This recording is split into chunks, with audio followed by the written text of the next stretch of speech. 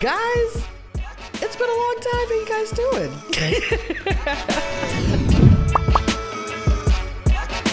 Guys, welcome on back to the channel. This isn't an episode or anything. Y'all are good. But I really wanted to do like a post-game wrap-up. Like I really just felt the need to kind of just do like a life after Tool video, you know? If you've watched the entire series, you know that I would go from album to album to album for Tool and listen to their entire discography for the very first time. That whole situation was a ride. Listening to Tool for the very first time was such a ride. And I got a lot of questions, mainly from my friends of like, you know, like of all the artists to choose, why Tool? Like Tool was something that was recommended to me because someone thought that I would actually like it. But it's like one of those things where it's like, there's so many musical artists out there. It's like, yeah, I'll get to that. So when I actually had the idea for this show, I was like, well, this is absolutely perfect because it fits the mold of what I really wanted to do with this channel, which was find an artist that was insanely popular and I haven't heard a single song, which still remains to be true. Now that I have listened to the entire thing, I can confirm that I had never listened to a single song of Tool. Not a single song. So yeah, I really wanted to come back, kind of do, you know, a little bit of like a wrap up of like the songs that stuck with me, albums that stuck with me, songs that surprisingly would pop up in my head from time to time. So like now that Tool is like kind of in my mental music repertoire, if you will, it's kind of just ingrained into my day-to-day life. So I kind of wanted to share with you guys some of the things that stuck with me, especially for like the diehard Tool fans that were with me through the entire journey of this, and giving me a lot of insight as it goes along. So yeah, I kind of wanted to do that for you guys, and more so for me, because as I was like writing down different categories, I was like, okay. Honestly, it feels like a Tool award show is what it feels like. So yeah, first, let me give y'all just a little bit of insight into the process. You know, obviously for the series, I listened to the entire discography for the first time, but then I had to listen to the entire But then I had to listen to the entire discography again. So I've listened to the entire thing twice. One, to hear for the first time, react to it. Two, to edit every single video. So I've listened to it twice. And here's just like the timeline and like things that were going on during that time. So if you don't know, the first episode that I ever recorded was on July 31st. And that episode was not released until October 25th. So obviously a lot of time has passed.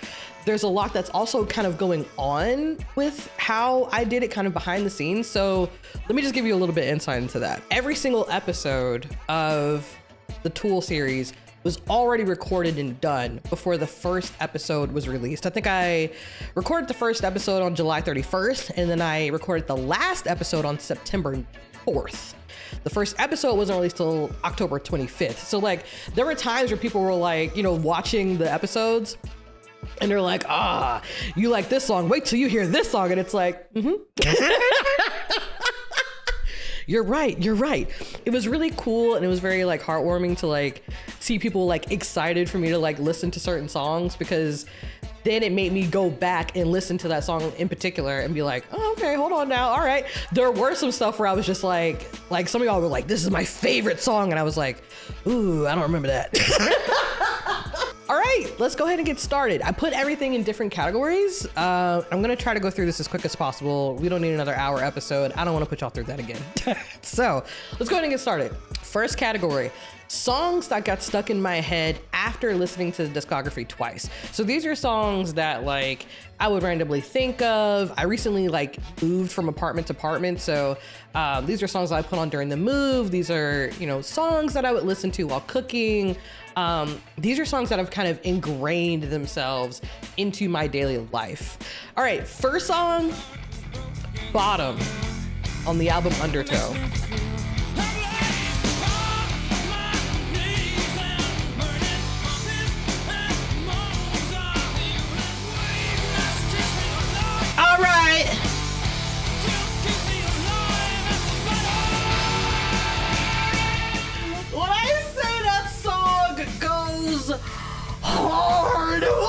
this man. For some reason, the shit adds up, like, goes all the way hard. That, like, I felt him. I felt the emotions.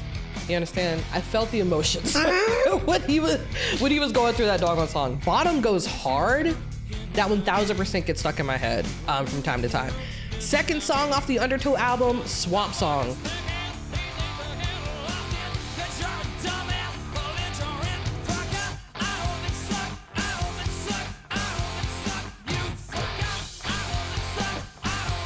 Swamp Song, still quite literally one of my favorite Tool songs, like straight up. I don't think it actually is a song that is considered a popular Tool song, because if I go on like Amazon Music, it's not like a song that's played a lot. Swamp Song goes fucking hard.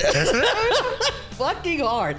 Not even that, I got my niece like stuck on Swamp Song. So like I'll like start singing that out of nowhere and she's like, hey, that's that jam, girl. What you talking about?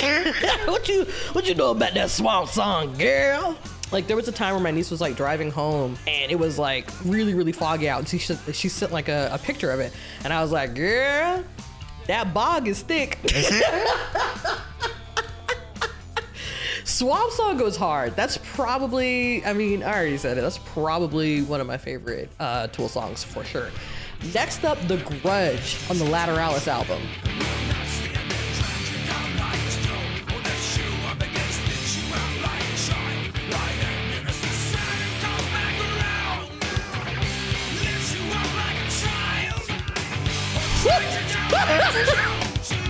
That song is just, that was such a strong start to Lateralis. That was such a strong start. And I appreciate it more. I appreciate the album in itself a little bit more because it's like, now that I have listened to it, it's definitely the transition between angry Tool and enlightened Tool. Like it's such a good, just a transition point for Tool. In The Grudge, starting the album and starting that transition was like chef's kiss. It was absolutely fantastic. I was recently trying to like tell somebody about how Lateralis was like the transitional album for Tool, and I was like, yeah. You know, it's like when Taylor Swift went from country to pop. You know, you ease them in a little bit, and then you know, blank space. But yeah, no, The Grudge goes hard. The Grudge you're gonna hear about again in this for sure. Next song that comes up in my mind, in my reverie from time to time, Undertow on Undertow.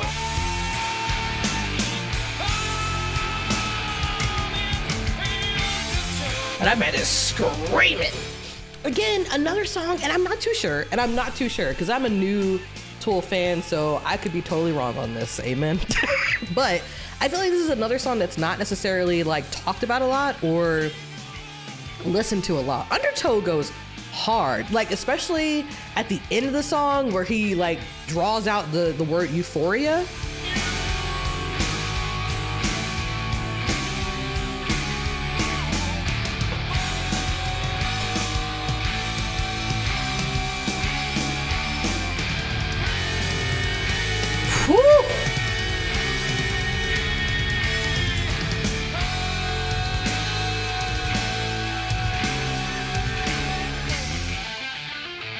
Oh. Oh my God. Oh my God. Next song that gets stuck in my head on repeat, Third Eye on the Enema album. Third Eye. Woo.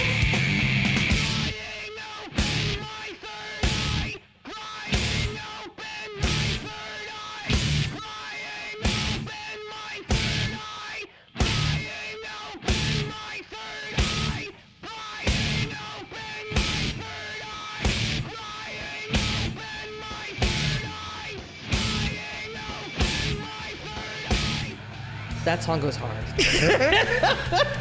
I just, you know, there's just, that song is just good, man.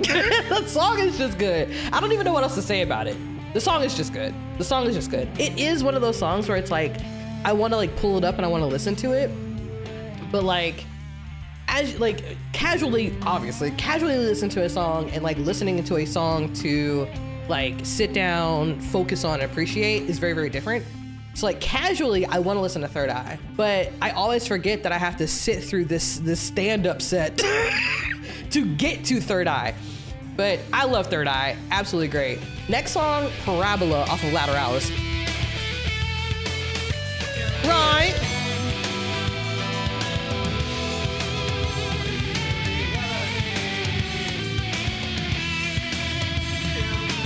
Just goes hard.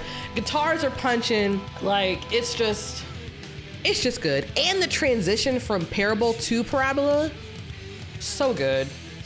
So good. I mean, y'all know. Last song that gets stuck in my head on the regular and that I want to pull up all the time. The Pot, 10,000 Days.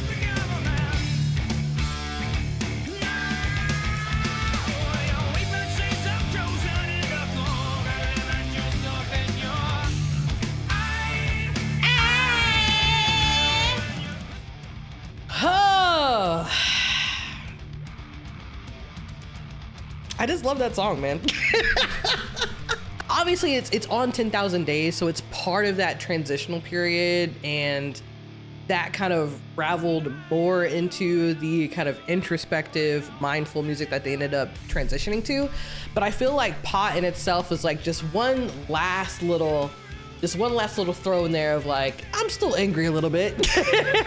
that little bit of like, you must have been high, like it goes hard. And then like the like coming off of the chorus, like the post chorus, where you have like the guitars and it's like, you must have been Woo!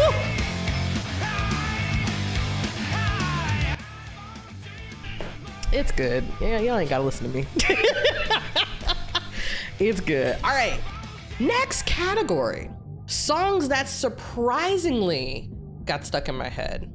These are songs that at the time I was like, that's a song.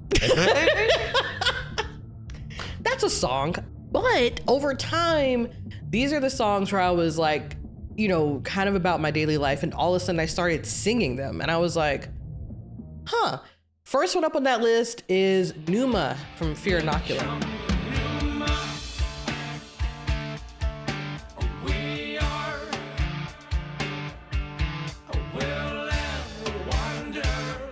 For some reason, like the chantiness of the chorus, like really stuck with me. And I just kind of found myself just yelling Pneuma. But yeah, this like surprisingly got stuck in my head. Like this is like one of those things where I would just kind of like walk around the house and I would just like be like, Pneuma. Reach out. I don't even know, like, and it's just like, I guess just like the rhythm of the drums too. It's like, I don't even know why that would get stuck in my head, but there was a time where that was stuck in my head. Oh, also, I think what's kind of crazy is like you have a song stuck in your head and then there's only like little moments that you actually sing out loud. So if I wasn't walking around the house yelling Pneuma, it would just be like, one breath, one word. I was like, why am I singing Pneuma? Also, the drums are just fantastic in that. I honestly think it's how the drums are and like the really meticulous way that the signature is. I think with that and the chantiness, sometimes it just gets stuck in my head and I'm just like, sure, we're singing Pneuma. No, that's totally fine. The other song that gets stuck in my head, surprisingly after the fact, was Invincible on Fear Inoculum. Let's go. Come on, drums. Uh-huh.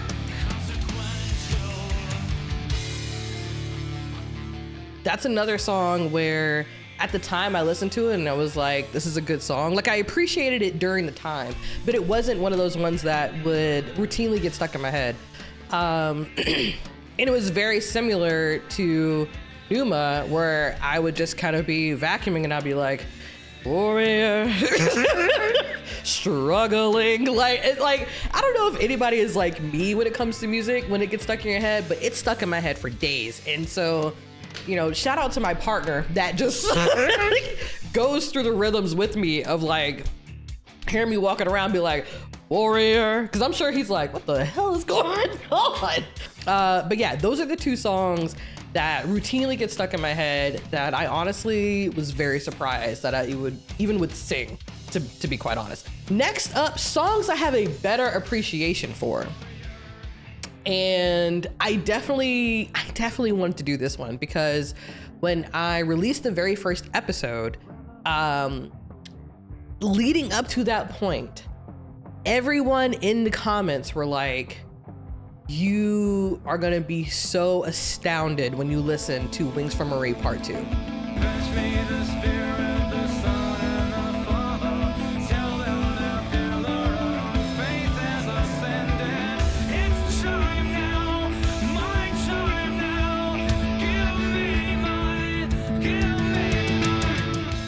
And it kept happening. Now, Wings for Marie Part 2 is on 10,000 Days. It's the 4th studio album for Tool. And so literally, I think, I want to say first episode, second episode, third episode, there was at least one mention of Wings for Marie in some capacity. Or either I, you know, saw it like somewhere else that, you know, I was, you know, basically saying, hey, there's a new album or a new episode out. And again, because of how I filmed everything, I had already listened to everything. But the first time that it was mentioned, I was like, Wings for Marie Part 2, I don't remember that song. Like, that song didn't stick with me at the time of me receiving those comments because, again, like, I hadn't really, I mean, I probably recorded that episode in August, and I think 10,000 Days didn't really come out until, it didn't come out until November. So, like, so much time had passed at that point. When I first initially listened to Wings for Marie Part 2, it did not click to me that he was referencing his mother. I had no idea that the song was about his mother passing on.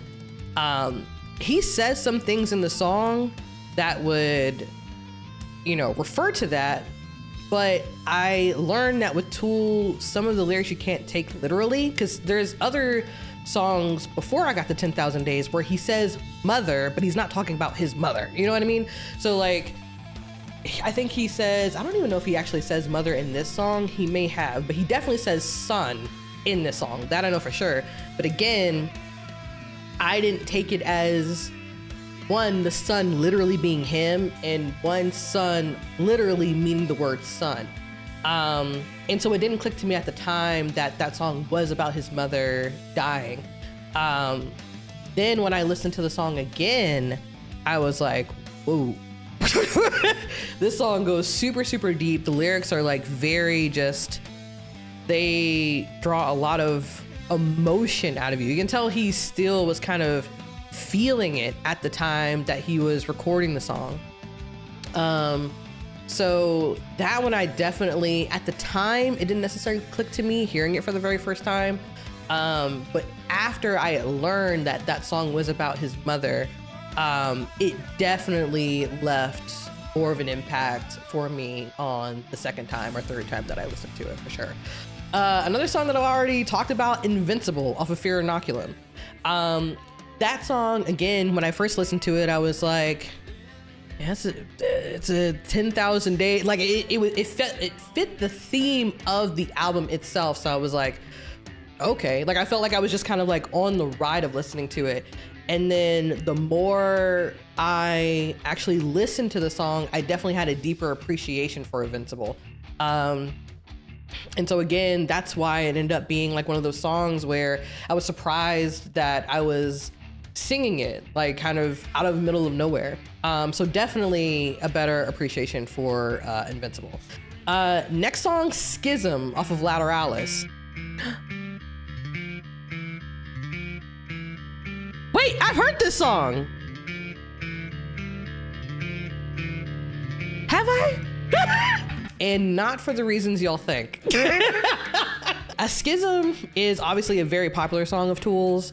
When I first listened to the song, the lyrics didn't click to me as much as they should have.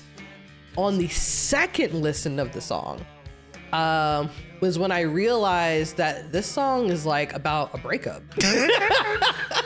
Or at least that's how I interpreted it. At the time of listening to it, you know, when you do active listening, it's, first of all, it's hard because, especially for me, I don't know how everybody else listens to music, but active listening sometimes, especially when you're only listening to the song one time, it's hard to really focus on everything, because for me, I'm listening to everything. I'm listening to the composition, honestly, first. And that's honestly how I listen to music regardless. I know it's kind of different for certain people. When people hear a song, sometimes they listen to the lyrics first and the actual composition is kind of the background. Or there's people like me who I'm listening to the instruments before I'm listening to the lyrics. And so Schism, I have a better appreciation for because how I interpreted the song, and I honestly don't know if it's about a breakup, but the lyrics stay with me a little bit more. Like I could appreciate what he was saying in that song more on the second time I listened to it. So I definitely had a better appreciation for that. All right, wrapping up that category. Next category. Remember I said this wasn't gonna be long? I already feel this being an hour-long video. I am so sorry. I already feel it being long. It's whatever. So this category are song moments. So I feel like when we talk about like songs that get stuck in your head, to me, I'm listening to the entirety of the song in my head. Like I am on the ride in my mind, listening to the song, jamming out, and then I'm like, let me just play the damn thing. Alexa, these are moments in songs that I always just repeat to myself. Or if I think about this song, this is the moment I think about. First up, The Grudge. That moment when he says, unable to forgive and sinking deeper, and then it goes into that riff.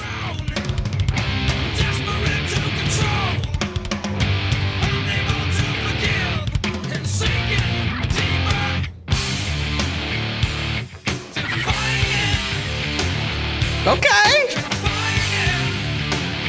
Right. That shit hits hard every single time. Oh, that just, it goes hard. And then for that to be like the first song off the album, it's just, that hits hard. Grudge is like such a good song, honestly. Like, but when I think about Grudge, that's the moment that I reference. Like that's the first moment that comes to mind, is the lyrics, unable to forgive and sinking deeper, and he goes straight into that riff and the breakdown, and it's just so fucking good. It's so good. Next up, Lateralus, the bridge to the outro.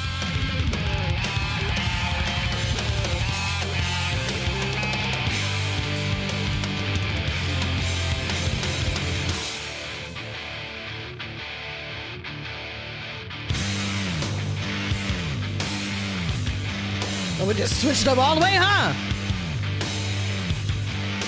With my feet up on the ground, I knew myself between the sounds and open wide to suck it in. I feel it move across my skin.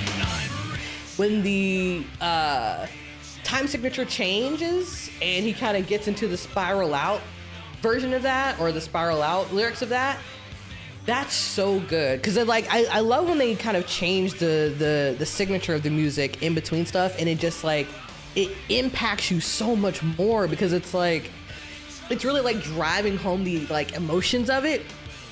And that bridge of when he starts going into spiral out, that's so good. And you're just like, you can't do anything but just like bop your head to it. Like you're just like, it's just that specific moment of Lateralus. Lateralus in itself is not one of my favorite songs, but that transition and that time signature change into it, chef's kiss. Next up, Eulogy from Enema. For some reason, Eulogy in itself is a song that did not really stick with me that much, but strong but There's a part in that song where he says the lyrics, "Come off the cross.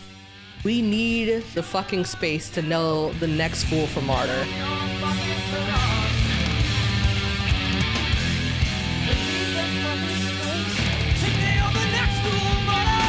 Whew. Shit. The way he sings those lyrics, like the softness of "we need the space," for some reason really hit me hard. That really hit me hard. Like the rest of Eulogy, gotta tell you, don't even remember it. Don't even remember it. But like listening to it the very first time and then listening to it again when I edited it, that one line of "we need the space to nail the next fool martyr." Yeah, no, that's 1000% it. Next song, Vicarious from 10,000 Days. Literally the first of all, obviously Vicarious is the opening song for 10,000 Days. The first couple of lyrics of him listing how people had died was just like, oh.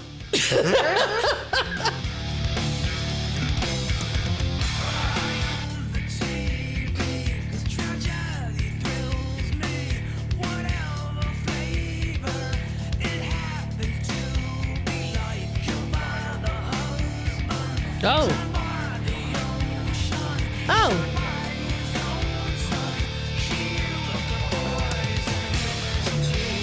Okay.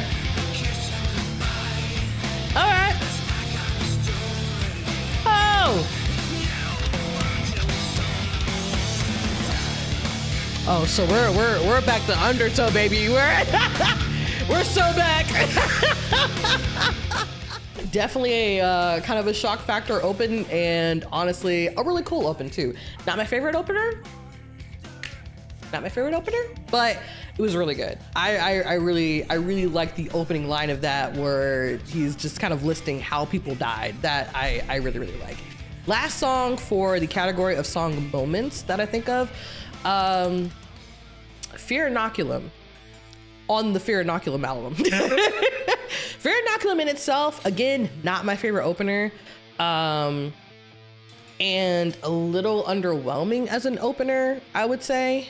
But there's a moment in that song where he goes into the bridge, and the way that his voice goes into the lyrics, "Forfeit all control, you poison, you spectacle."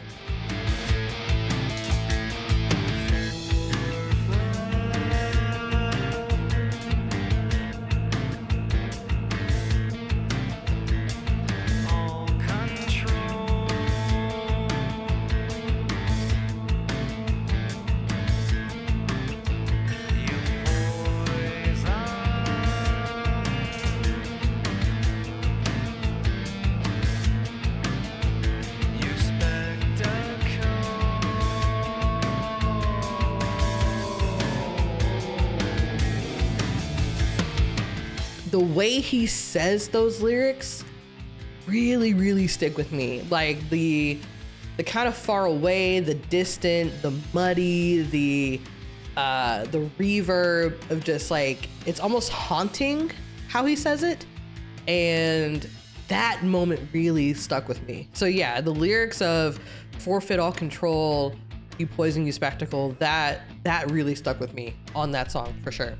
All right, this is gonna be the category that everybody hates me for. So, bear with me. So this category is albums and songs that are surprisingly not on repeat for me. These are also songs where I'm just like, why are you popular? Please don't hate me. First song of "I Don't Get It," I don't know why you're popular, I don't get it, is I'm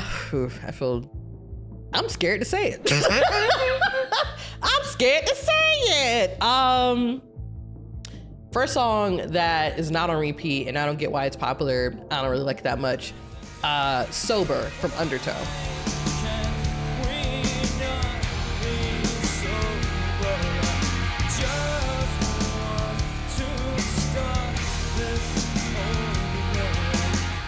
And I understand now that I have, released myself into the world, and now that I'm able to kind of look up Tool stuff, that's when I realized that Sober was a lot of people's first introduction to Tool. That Sober was their single for that album. And so that's the song that people heard on MTV. That's the song that they heard in people's cars and stuff like that. And that's the song that got them into Tool. If they are the people that got into Tool when they first released the Undertow album, which is their first album. It's fine.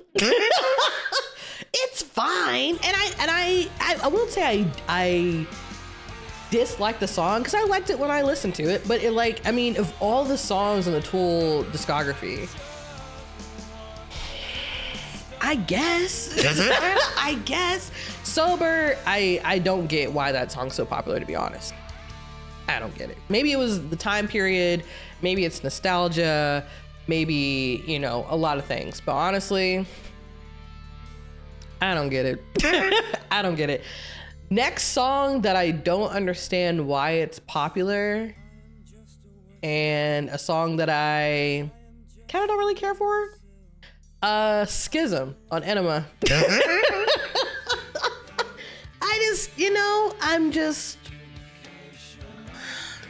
I did.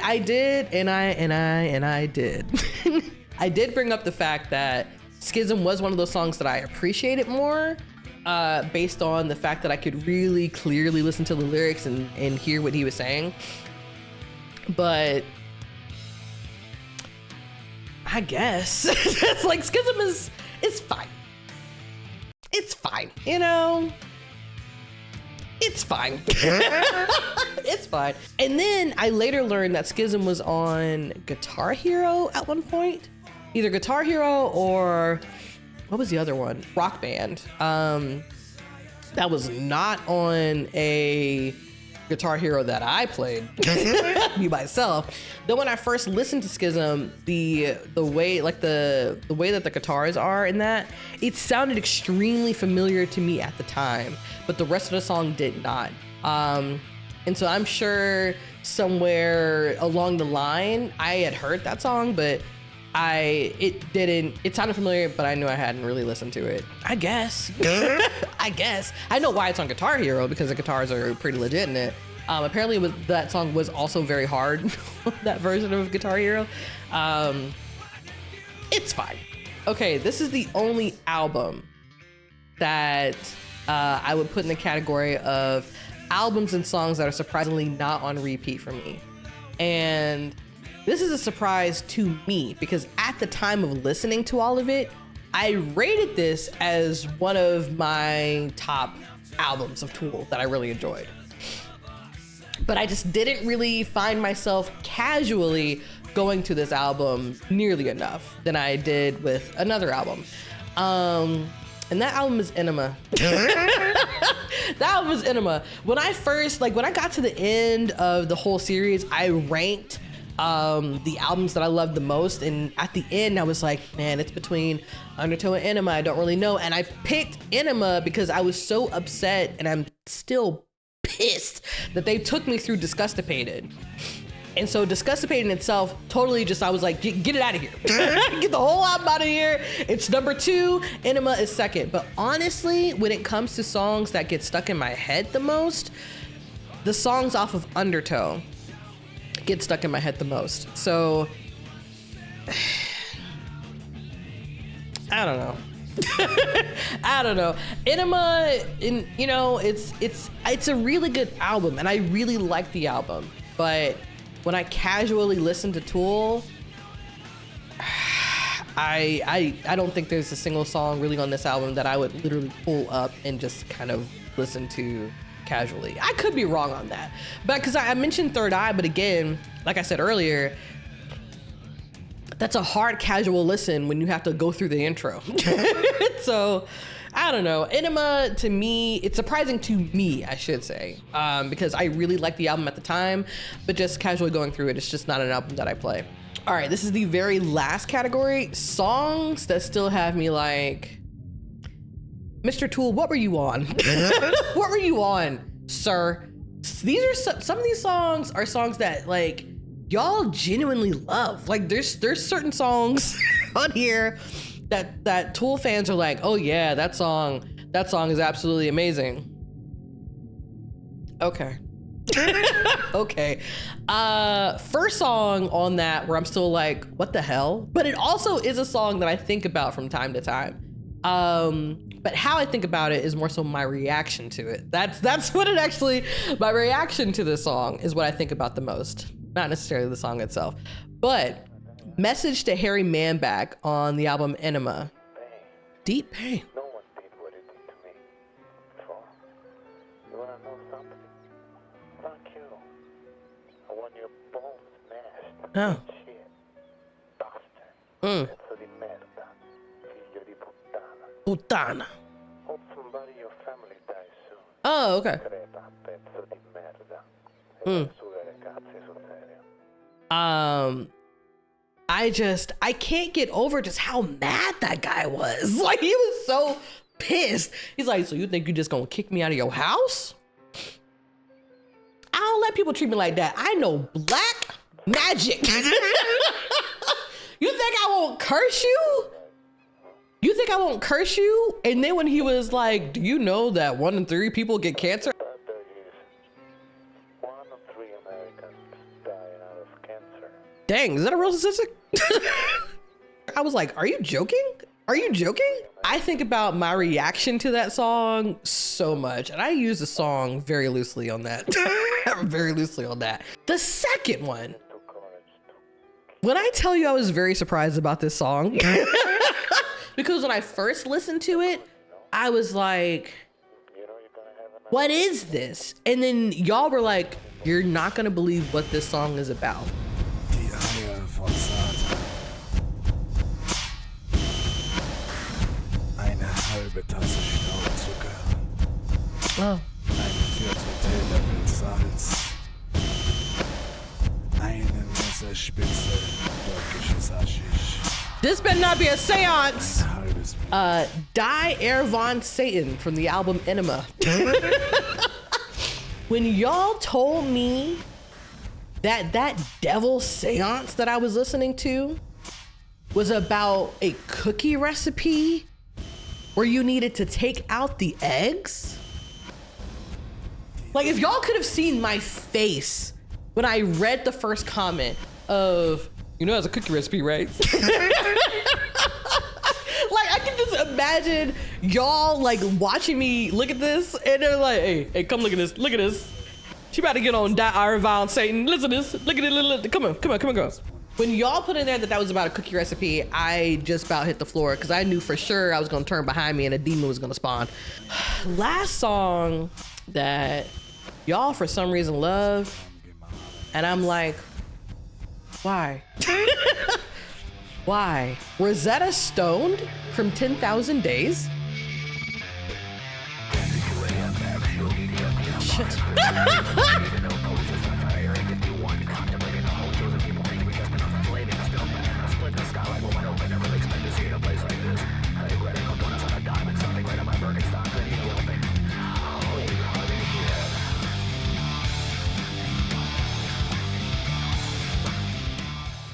Why do y'all like that song? Actually, come closer. Let's have a moment. Why do y'all like that song? Why do y'all like it? It's the most gibberish, garbled ass shit that I've ever heard in a song that makes absolutely no sense. You couldn't convince me that Mr. Tool was not on acid during that time. What the fuck, Tool? This song makes absolutely no sense to me. It's just a bunch of things ran together. It's like they took a set of words, threw them at the wall, whatever stuck, they were like, yes, green, blue, Jackie Chan, got it. Let's put that in the song. Let's do that. Yeah, I don't know why y'all like that song. When I actually saw in the Reddit that y'all actually like that song, it's like, what are y'all on, bro? What are y'all on? So yeah, that's the last of the categories for just my life after Tool, how they've kind of ingrained themselves into just my day-to-day life, songs I listen to, songs that I will never put on a playlist. Never put on a playlist. In terms of like my album order, I do want to amend it a little bit because again, now that I'm really listing out and seeing the songs that have stuck with me the most, this is my final album order of my favorites from top to bottom. Undertow, Enema, Lateralis, Pure Inoculum, 10,000 Days. That's my final list. That's my final list. I also just really quick, want to give a shout out to some of y'all that literally watched the entire series and left comments about just like insights on, you know, stuff that was going on with Tool during that time, song lyrics, albums. Like some of y'all really like watched the entire series, and for a person that just loves music and just really wanted to do this channel for fun, it really means a lot to me that these episodes resonated with you enough to be like, you know, let me share this knowledge with her. Like, let me like tell her about, you know, my time with Tool and, you know, how I got into it, my favorite songs, things that she may not know. Like that honestly means a lot to me. So just a really quick shout out to the people that just really, a lot of the Tool fans that really supported me during this time. First person, LCW602. This person left a comment on quite literally every video. And multiple. Always gave really good insight. Yeah, for sure. Brandon Stone 2754, Groucho Music, left a lot of insightful stuff. Lenny. So wait a minute. This is the thing that got me. So Lenny found my page. He started going through the episodes. There was one episode where he was like, bro, I've been binge watching your entire series. And my wife was like, you're obsessed with that girl. Lenny, honestly, thank you so much for your comments. Like, honestly, you gave me a lot of insight into Tool at the time. And they were just always really nice. And I really thank you for that. Melf the Elf, Melf the Elf, also kind of watched the entire thing, so I definitely appreciate you for that. And Dan J, thank you for that. Those were like obviously the people that I don't know that watched everything, commented. I really appreciate you. Very special shout out to a lot of my streaming community that came for the ride too and took a look at it, but I'd be remiss. I would be remiss to not give a special thank you to Copa Kashi, because Copa is a friend of mine. She would watch every episode and then live react to it in my DMs. Live react to it in my DMs. It got to the point where if she started out and I wasn't doing anything, we would hop on and watch the episode together, live reacting to each other for the episode. I mean, and I've already said this to Copa, but just like a huge like thank you to her, because like she's just an amazing friend, and to just be so hyped over my episodes, to be like, all right, I'm starting. And then like live react to it. It's just like, I don't know, that felt really good. And thank you for that. I definitely appreciate it. So yeah, that's the end of my Tool post-game wrap-up. I definitely want to put this out to kind of just close out the year for Nah, I Ain't Heard That. We have a lot of things planned for 2025. And when I say we, I mean me. There's literally nobody else on this channel. It's me. Definitely have a lot of new content planned for 2025, and I cannot wait to get started on that in January. I do know the artist that I am going to listen to for the next series of Nah, I Ain't Heard That. It's been picked. It's been picked. But before that series comes out, there's another series that I want to do where I'm with my friends and we play songs for each other that are resonated with us, but the other person hasn't heard. And so we're introducing music that we love to that person for the first time. So that series is going to come out first, and then we're going to go back into an artist that is insanely popular that I have never listened to. A lot of y'all gave me suggestions on who I should pick for the next one, and a lot of them were like metal, bands and rock bands and stuff like that. But I personally am into a lot of different genres of music, and so that's what I really want to represent on this channel. So unfortunately, for the people that really wanted me to do another rock band, it's not going to be another rock band. unfortunately.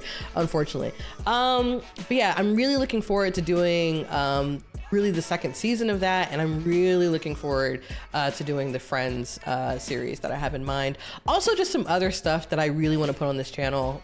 Music has been a passion of mine from an extremely young age, so I'm really glad that I have a channel where I can kind of express that passion for you guys and do a lot of different content around that. So with that said, guys, I hope y'all have a great holiday. Hope you have great plans coming up. You're spending a lot of time with family. But yeah, bro, that's pretty much it. That's pretty much it. Can't wait to see you guys in 2025. Hope to see you back here soon. And y'all enjoy your holidays, all right? I'll see you in January. Maybe. Worst case scenario, I'll see you in February. But hopefully I'll see you in January. All right, guys. Have a good day. Have a good holiday. I'll see you guys later. Bye.